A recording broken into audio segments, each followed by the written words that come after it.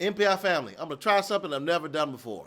I get questions from you all the time, and I'm always answering questions, but I figure the questions that I'm answering to individuals, other people might have the same questions. So in light of the course coming up on December 4th, I'm going to re-ask some of your questions and re-answer the questions that you asked, gathered up randomly, and just in a lightning round, answer these questions, and other people might have the same answers.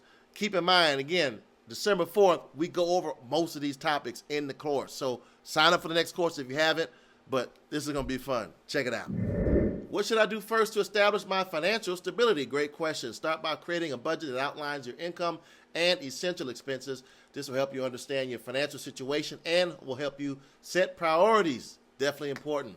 Next question. How can I rebuild my credit after incarceration? Oh, I love this one. Begin by checking your credit report for errors. 74% of reports have some sort of errors on them, and dispute any inaccuracies. Then consider getting a secured credit card to start building your credit history with responsible use. Love that question. Next question. Are there financial assistance programs available for returning citizens? Absolutely. I'm here to help. Give me a shout. Also, many organizations, government organizations, offer financial assistance, including housing support, job training, and educational grants. Research local resources or contact community organizations for assistance, including me.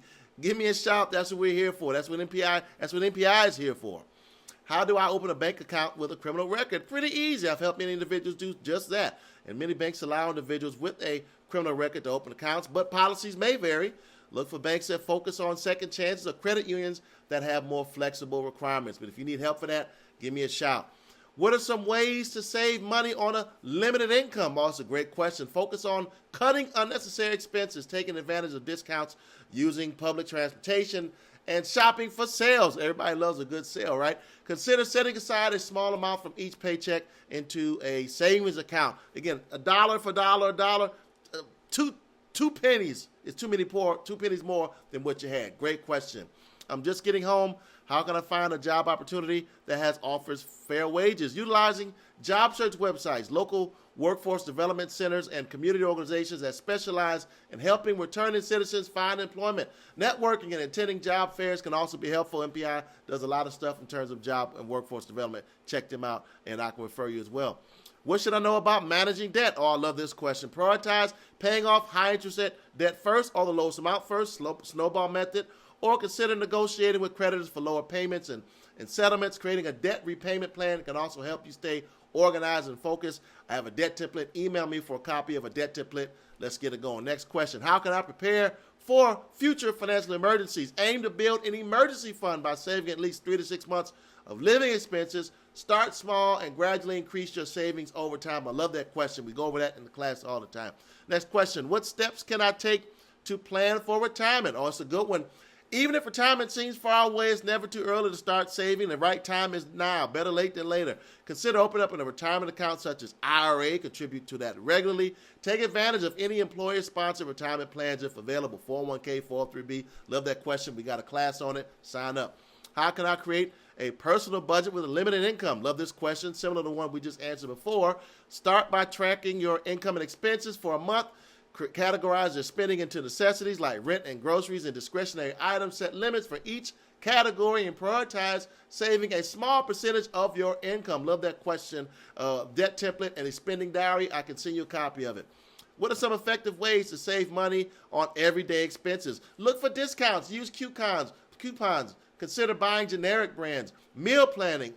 Reduce eating out. Shopping during sales can significantly lower your monthly expenses. All these things and more. We cover those in class. How can I build an emergency fund on a tight budget? Well, listen, aim to save small amounts regularly. Even $5 or $10 a week is something, okay? And celebrate the small things. Automate transfers to separate savings account and focus on building up at least 3 to 6 months worth of living expenses or 6 to 9 months of living expenses. But again, small amounts add up to a large amount, so start soon. What should I do if I have a debt but limited funds to pay it off? Ooh, this is a great question. We have to talk about it in class. Prioritize high interest debt first and consider negotiating with creditors for lower interest rates on repayment plans. Look up debt management programs that can help consolidate and reduce payments. Also, consider doing the lower amounts first and using the snowball method. We have a debt template we can send you. How can I find additional source of income without taking on a second job? Ooh, How about explore freelance work, selling unused items or monetizing hobbies like crafting or photography? Consider passive income options such as renting out a room or investing in dividend-paying stocks if feasible. Great question. What are some low-cost ways to improve my financial literacy? One, talk to me.